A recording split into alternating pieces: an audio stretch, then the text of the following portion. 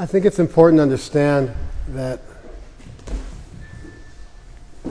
for people in our tradition, the Gita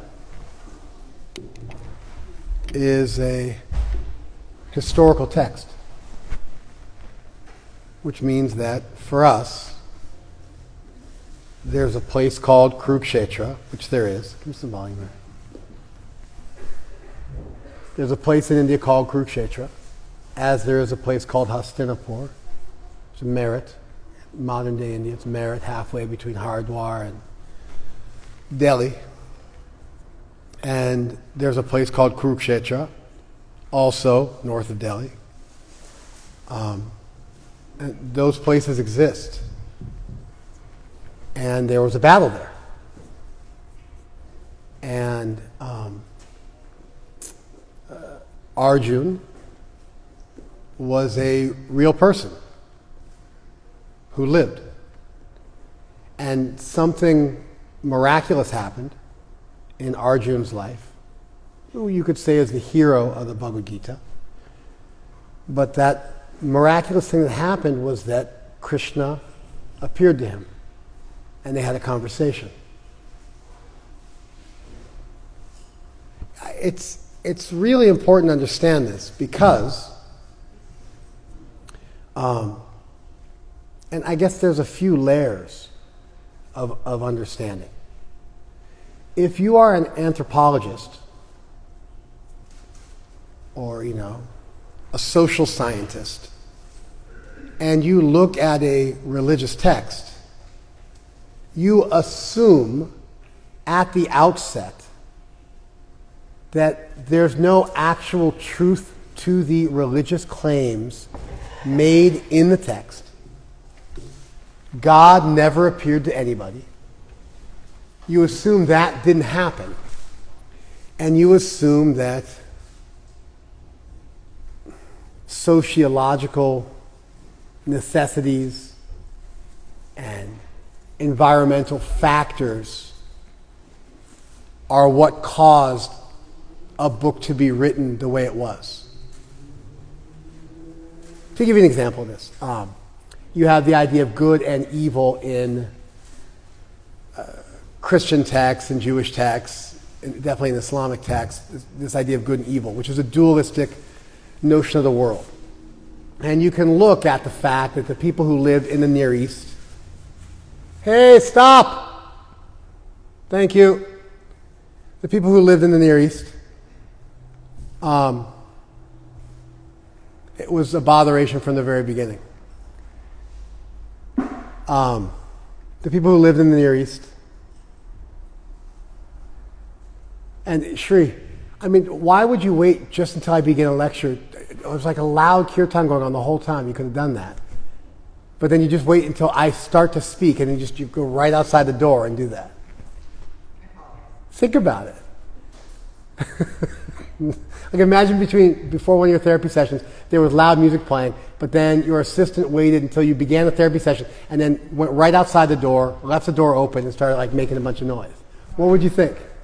You'd fire your assistant, right? I can't do that because you're a volunteer laborer and I love you, but there you go. All right, we're good. Back to what we're talking about. You could say, these people were like Bedouin tribes living in the Near East, in the desert, and there were scant resources. And so it makes sense in tribal culture that it's us versus them. You're in our tribe or you're outside of our tribe.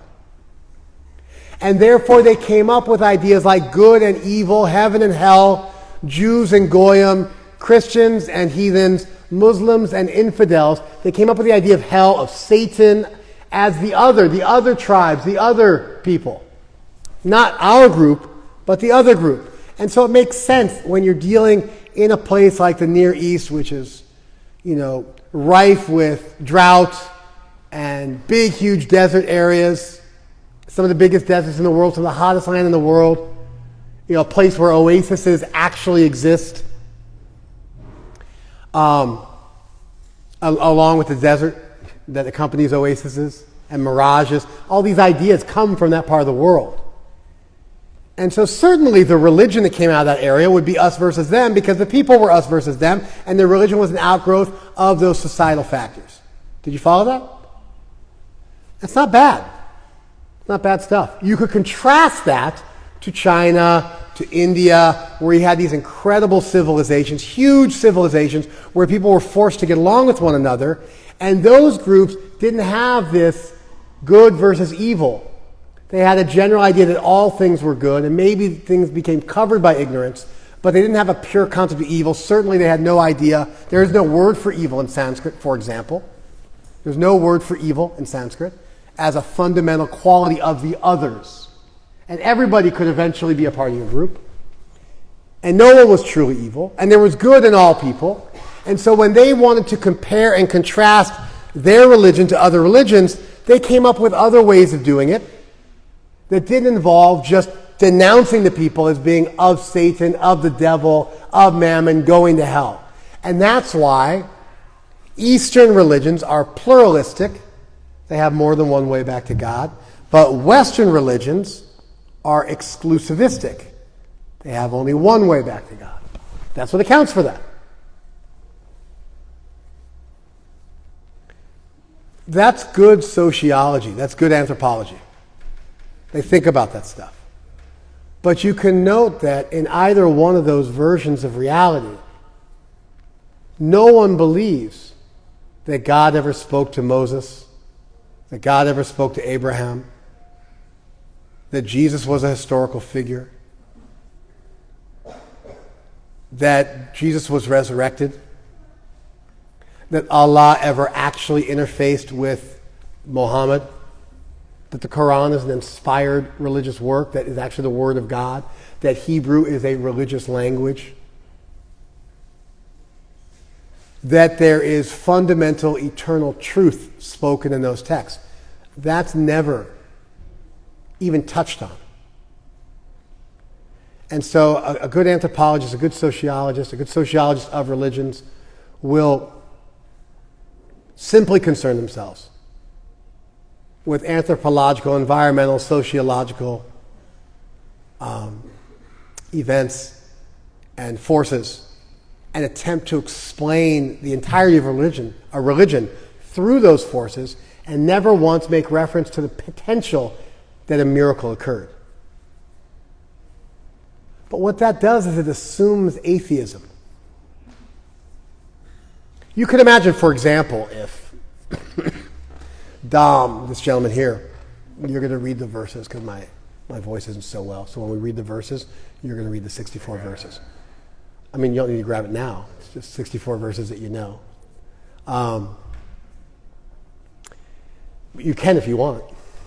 It's up to you.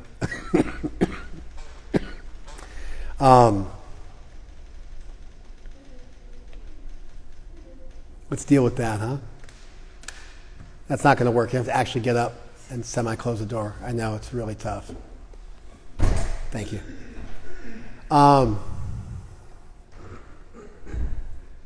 Otherwise, if you try to pull it shut, you'll get your fingers caught. It's pretty obvious. Yeah, if you come under the door and try to pull it shut, eventually the door will shut on your fingers. Huh? I think it's good. It's good now, but when you were trying to reach and shut it from underneath, it wouldn't work.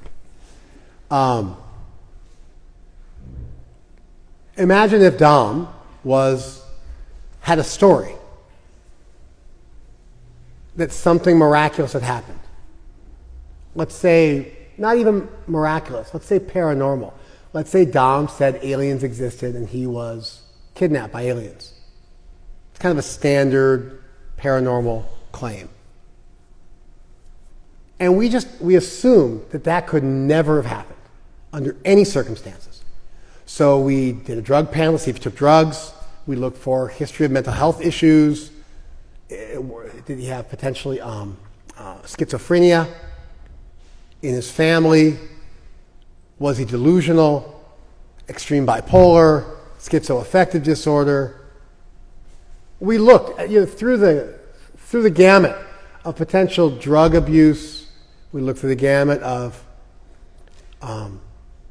mental health issues, And we also looked for why he might be motivated to make such a lie, because it was going to benefit him in some way.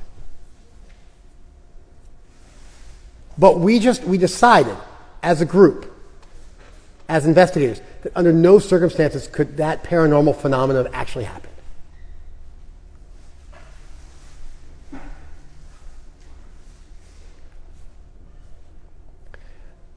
What if it did happen?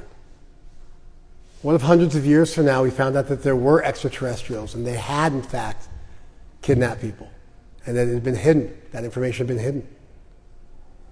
I mean, there was a huge problem in physics in the 1800s. There were black box radiation experiments which eventually resulted in the positing of electromagnetism. Prior to those black box experiments, there was Maxwell's black box experiments. There was no idea, and Maxwell's laws, there was no idea of electromagnetism within the field of science. And everything could be explained without any need to posit electromagnetism as a fundamental force in the world. But eventually experiments were done which proved that, in fact, the current laws of physics were insufficient to explain phenomena of what existed in the world, and they had to posit, this is in the last 150 years, they had to posit an entirely new force that turned Newton's laws on their head and was the birth of quantum physics. This happens. It happens. And so sometimes everybody thinks in a box, and there's something outside of that box, but no one will ever go and look outside the box. They only look in the box, then they can't ever find it. And they say, no, it doesn't exist. And you say, why not? Because I've been looking in the box, I've never found it.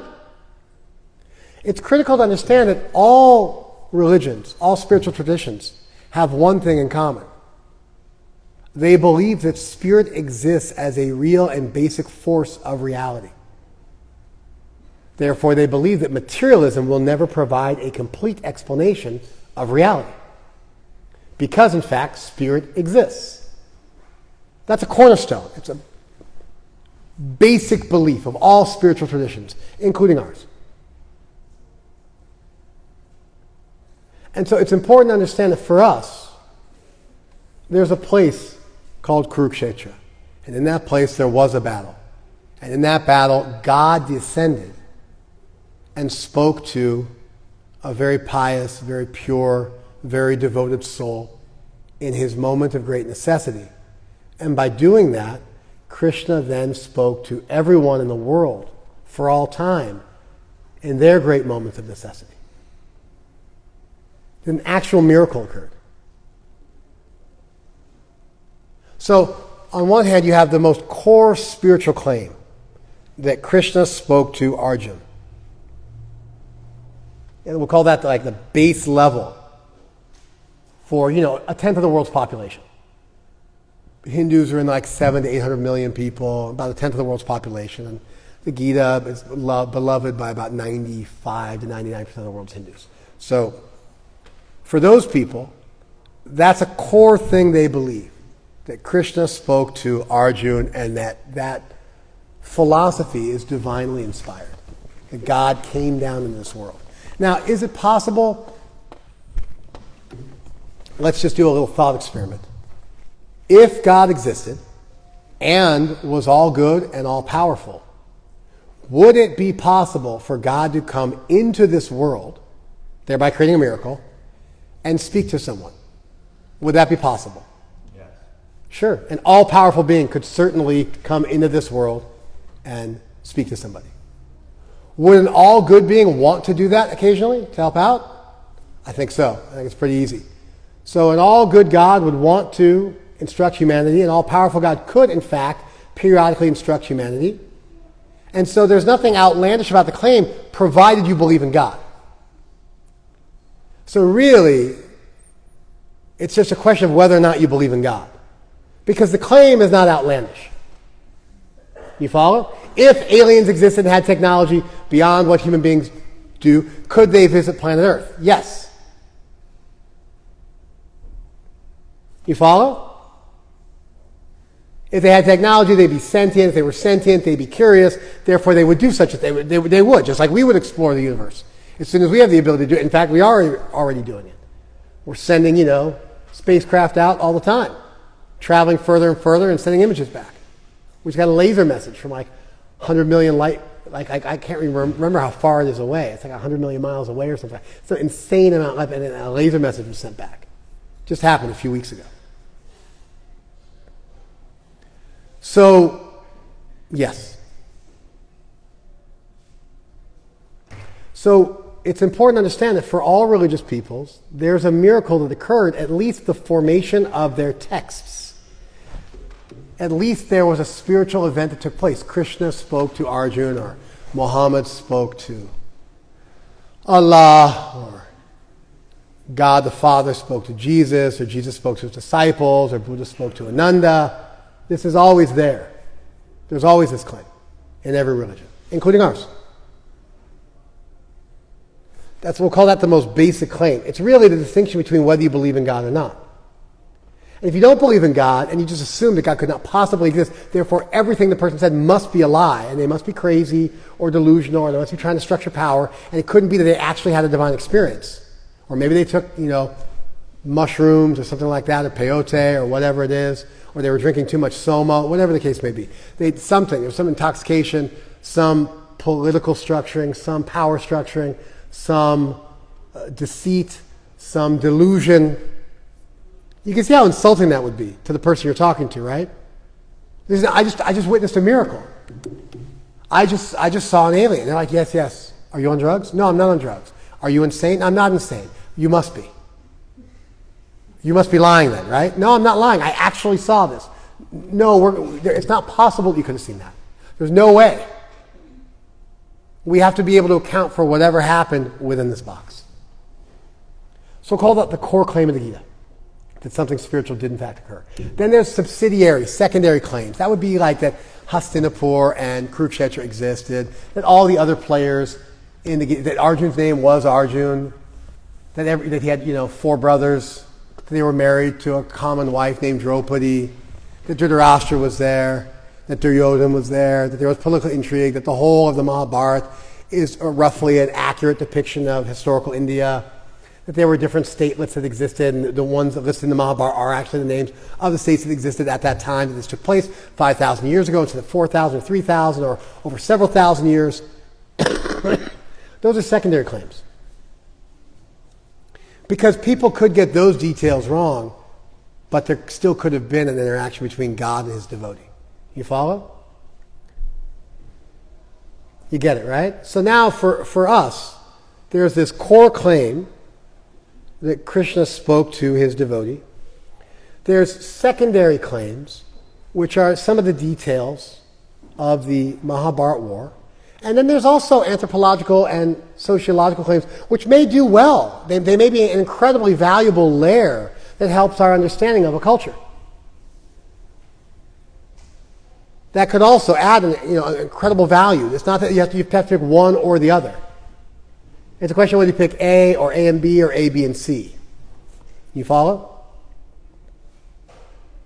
So, on a day like today, what's important for us to do is to tease out and to discuss the core teaching of the Gita, the most important teaching of the Gita. Because we think that the Gita is actually an important, consistent, coherent, theological text that was spoken by God, that's meaningful for humanity, that will help the world become a better place. Not everybody has to accept it. It might not be the best book in the world, but it's our book, and we've found incredible depth and meaning in it. And the core teaching of the Gita is important for everybody. It has relevance to everybody. That's our basic understanding. Therefore, understanding the text on its own terms, separate from sociological, or environmental, or anthropological factors, or even from whether the rest of the details of the Gita are true. Who Arjuna is, what year he lived in, what year the Kurukshetra war took place, and whether or not the Kurukshetra war took place. Those details may be important to us. We may consider them true, but they're not on the same level of a miracle occurred and God spoke to humanity. You guys following this? So if I assume atheism, all I got is environmental, sociological, and anthropological factors. If I'm willing to consider theism, then there might actually be a miraculous message which occurred. And what that message was would be important to look at in its own right, separate from all other details. And then there's a final thing of some of the secondary features of a story. Are they historical? Are they trans-historical? Are they allegorical? Are they symbolic? Are they merely symbolic? Is it a mashing of some historical and some symbolic things? That's another layer. And in fact, whenever somebody studies a culture, the first thing they do is they look at the ancient texts of that culture as their starting point. Because there's always some truth in there. It gives you insight into what was going on. You want to understand something about ancient Egyptian civilization. You look at hieroglyphs and tombs. You look at coins from that time and other things from that time. You want to think about, what was happening around Jesus' time. You're looking at Roman records. You're looking at Jewish texts from around that time, early Christian writings. And then you got to piece it all together. Even if you study linguistics, language families, you still have to go back to the ancient text to start to posit what was the common language and how did the language evolve. So, we want to very briefly, very quickly, we want to go over what is the core teaching of the Gita. And there's only one answer to this question. Any other answer to this question is wrong. There's only one answer. Some people like the idea, you take a book and you just flip through the pages and you read a verse like, that's the most important verse. That's assuming the book has no inherent coherence to it. If the author is a coherent thinker, and an omniscient being would be a coherent thinker, if the author is a coherent thinker, and they say, this is my most important teaching, this is my most critical teaching, this is the teaching that stands above all others, then you know what the most important teaching of the book is, because the book is not an arbitrary gathering of statements.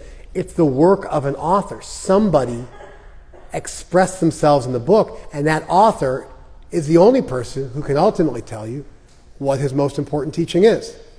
There's a whole set of laws called hermeneutics, which governs exegesis, the systematic unpacking of what's in a religious text, how to read a book, how to understand the message of the author. You look for things like repeated motifs, what are called leitmotifs. You look for repeated tropes. You look for statements that say, this is my most important teaching. You look for, maybe in the beginning of a book, you look at the prologue and the epilogue where they say this is what the book's about. At the end they say this is the most important thing I've said about the book. You can look at the beginning and the end of the book. You can look for core statements in the book. You can look for repeated statements in the book. You can look for statements which are surrounded by honorific language which eulogizes those statements and says, this is my most important teaching. And then you can understand what the book is about. And it's not just you saying what's meaningful for you, but you're trying to represent the author. So, what is the most important teaching in the Bhagavad Gita? Non-rhetorical question. Open to the room.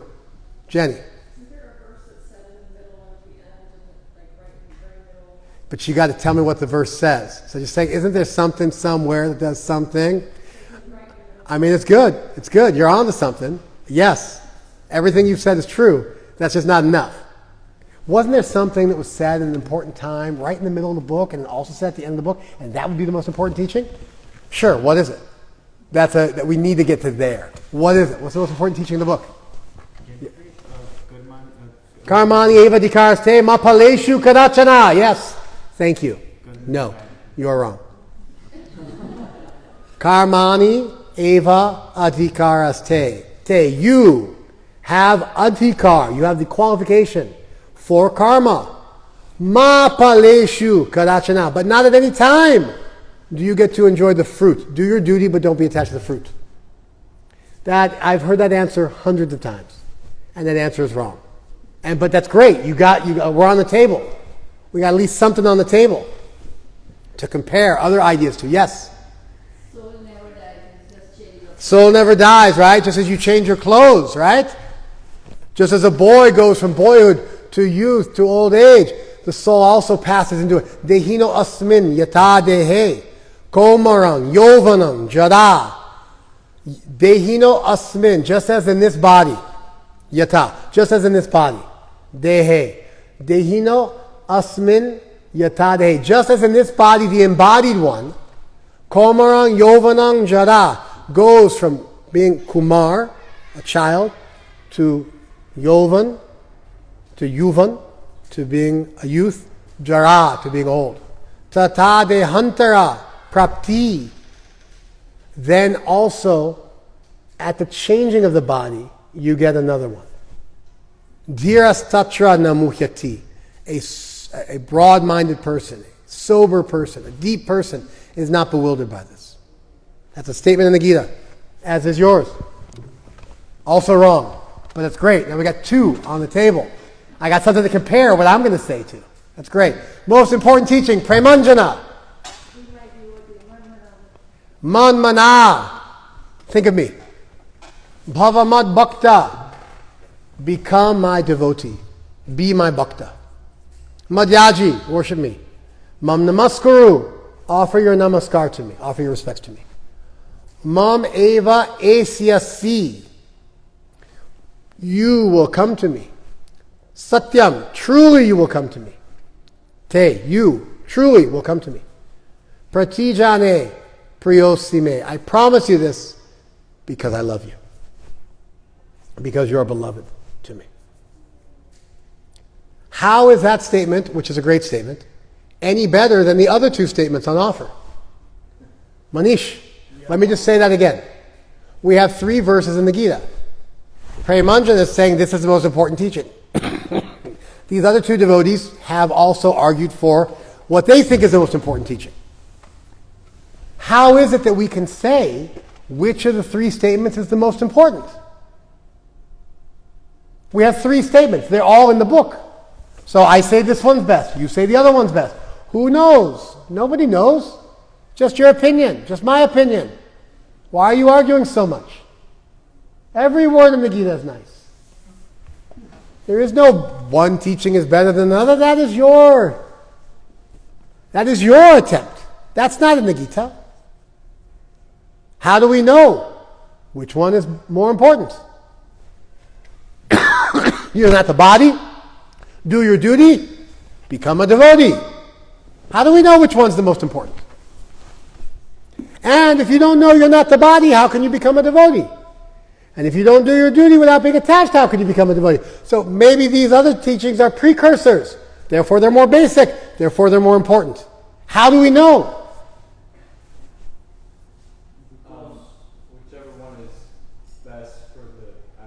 Right, so whichever one is the best for you. You could say, yato mat, tato pat.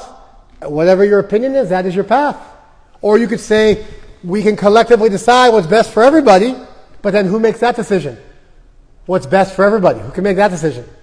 That's then down to somebody's opinion on what's the best for everybody. Now we just have another question. First you have to accept that that was Krishna's idea. That his most important teaching was the one that was best for everybody. That might not have been Krishna's idea.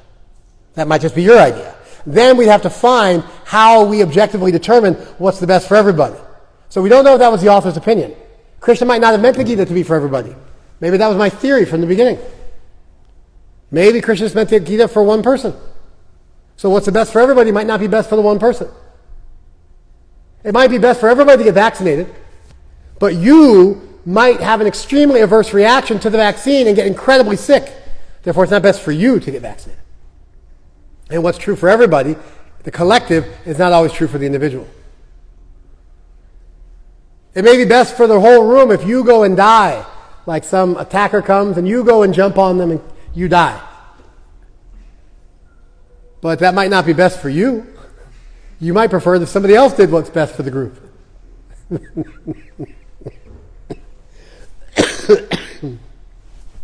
You get into all these thorny issues. And then how do you determine what's best? That's a whole other subject. That's a big thorny subject of ethics.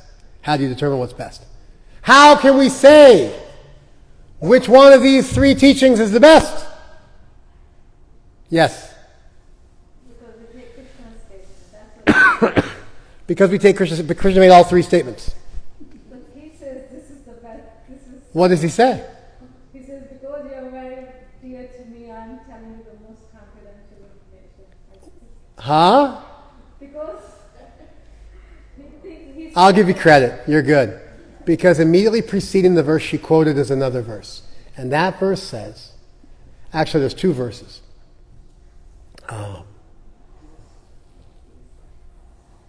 Guhyataramaya, what's the first word? You're killing me. Really? Hold on. No. Give me a second, guys.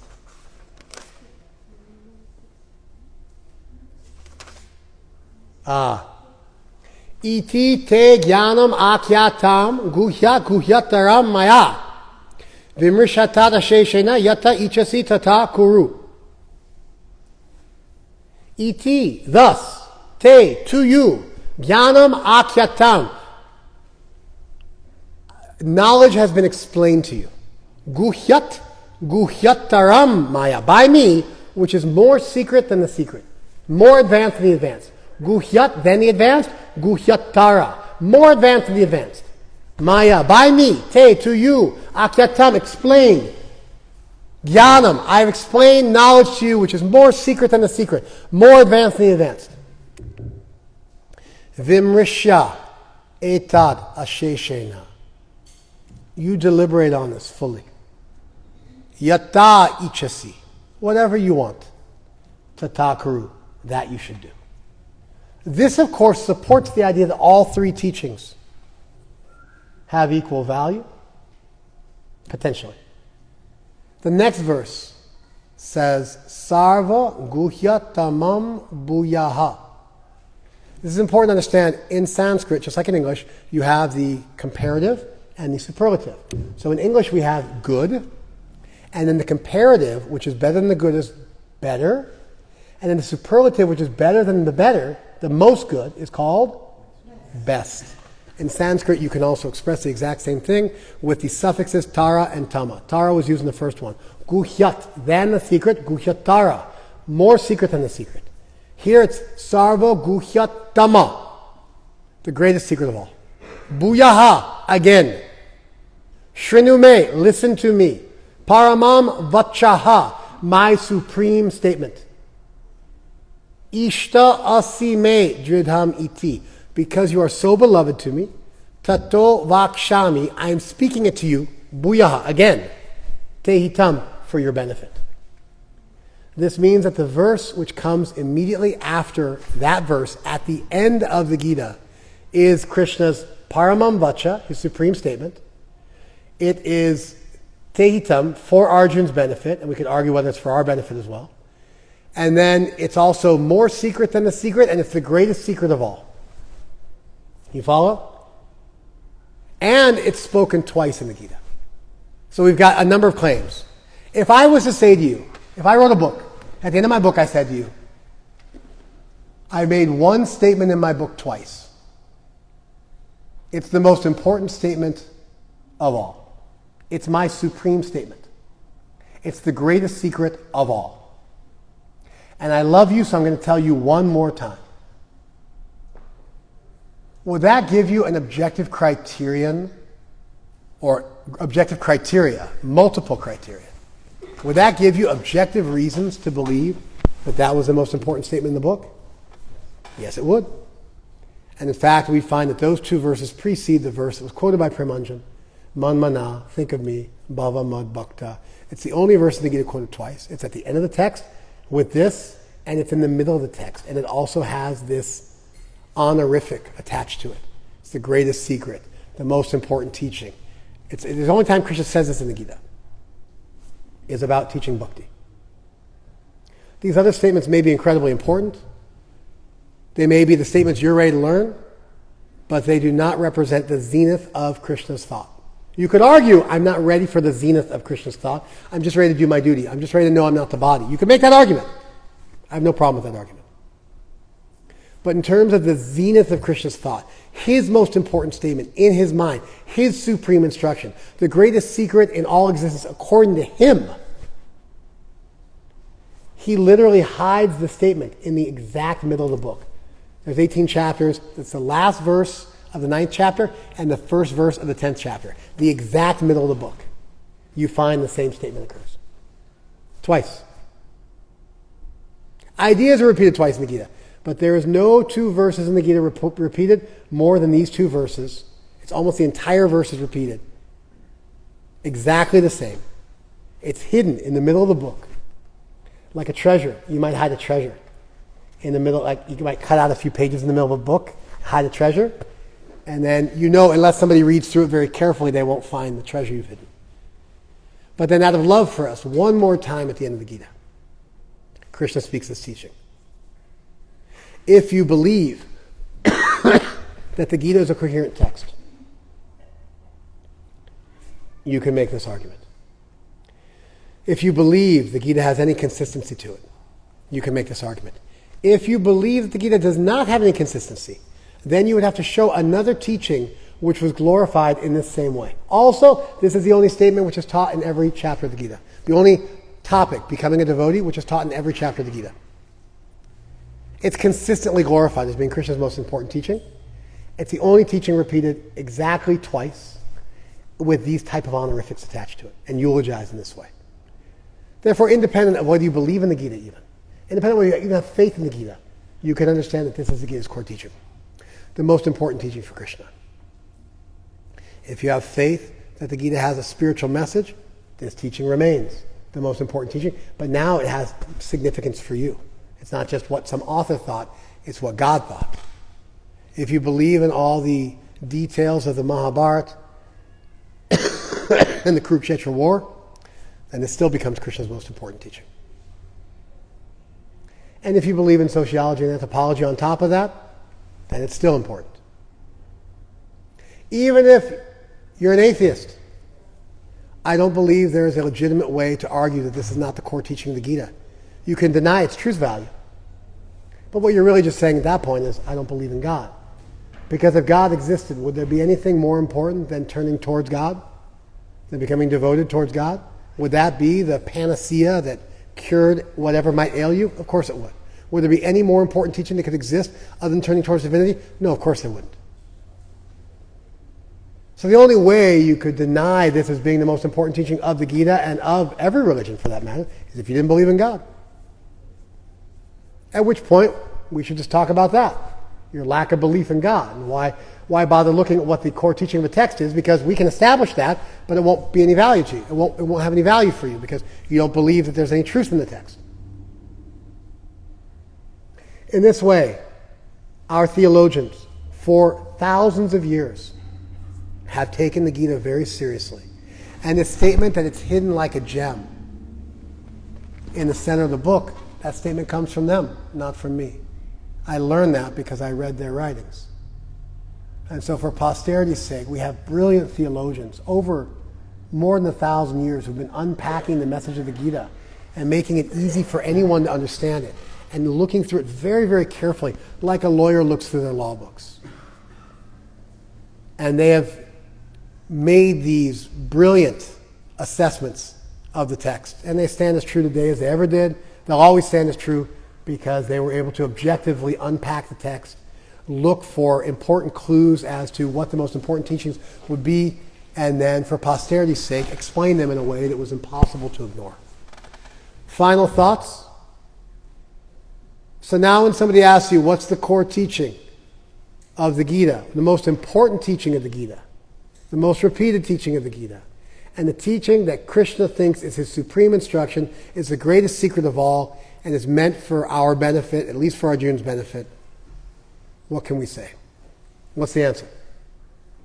What's the answer? Huh? Bhakti. Being a devotee. Bhava, be, mad, my, bhakta, my devotee. Be my devotee. Or practice bhakti. There it is. And then Krishna says, Bhajanti ananyena mahatmanastu mam parta daivam prakriti ashritam. Bhajanti tu manasa. Bhajanti. Give me a second. Bhajanti te. Help me, everybody. Ananya manasa. Ananya manasa. Bhajanti te ananya manasa. They worship me. And how do they worship me? My devotees? Satatam kirtayantamam, by doing kirtan. So we're going to do some kirtan in a few minutes. Prior to doing kirtan, we're going to do a quick yagna. So we have 60 sheets. We're going to pass them out. Everybody can have a sheet. We're going to go through. Dom's going to lead us in reciting the verses. And we're going to offer, if you want to sit around the fire, you can sit around the fire with me real quick. Otherwise, sit around the people who are sitting around the fire. And then we'll chant the verses from the Gita, 64 verses. The Gita is 700 verses. This is 64 verses, roughly a tenth of the Gita. Take us about 15 minutes to go through. So let's all sit around the fire, and let's do the yagna real quick. Thank you very much. Hare Krishna.